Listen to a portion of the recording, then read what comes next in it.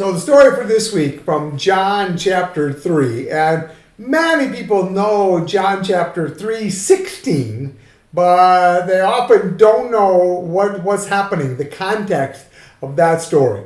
So this is the story, of Jesus with Nicodemus. And we sign Nicodemus, all right? That's what we do. We just have a name signed Nicodemus. Jesus with Nicodemus. So what happened is Nicodemus, he comes to see Jesus. When? After sundown or at night. So he comes to see Jesus. And Jesus is talking with him. And Nicodemus comes and says, Rabbi or teacher, I know that you are from God. I know it. And so you point to him. And I know God is with you. You are able to do the signs or the signs. It's the signs or the miracles. You are able to do the signs because God is with you. So make sure you understand, not the signs, it's the signs or the miracles. And Jesus then tells him, and this is where it becomes hard, what I tell you is true. No one can go to heaven only or except if they are born again. Well, that word is not again this way, but it's born from above. So you must be born from above or born from God. So this is that concept. When you're reading in there, I know people often sign born again, but the word there is born from above. So that's the concept when you use that.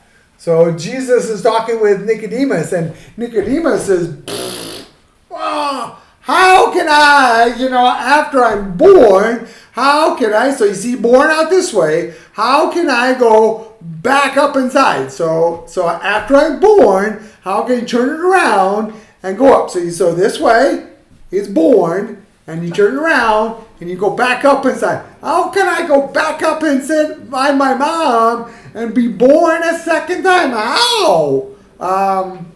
And then Jesus clarifies and says, you must be born with what? With water and the Spirit, the Holy Spirit. All right? Because what happens? People give birth to people, but the Spirit gives birth to the Spirit. So Jesus is setting up what this born again, what this born from God means. First birth is physical from your mom. Second birth is spiritual from God. So only people give birth to people, but the Holy Spirit gives birth to the Spirit. All right? So it sets it up. Then he explains, where the wind blows, you don't know where it is from, where it is going. That's how he sets up the Holy Spirit goes, okay?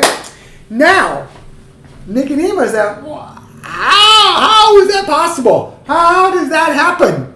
And Jesus said, you are a teacher in Israel and you don't know? I talked to you about earthly, and see how I set this up? Worldly things, and you don't understand. How can you understand heavenly things? So you see how you set this up? The physical and the spiritual. The earthly or the worldly and the spiritual or the heavenly things. So you set that up right there. 1 and 1. All right. Then Jesus explains.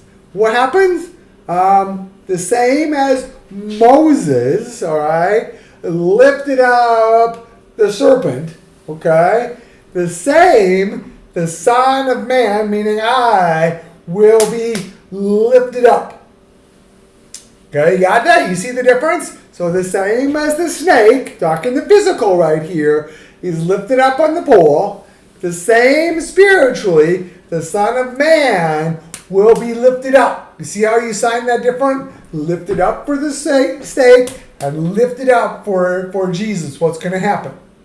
Then you have the famous verse where it says, God loved the world so much that he gave his one and only Son, that everyone believing in him not die, but will live forever.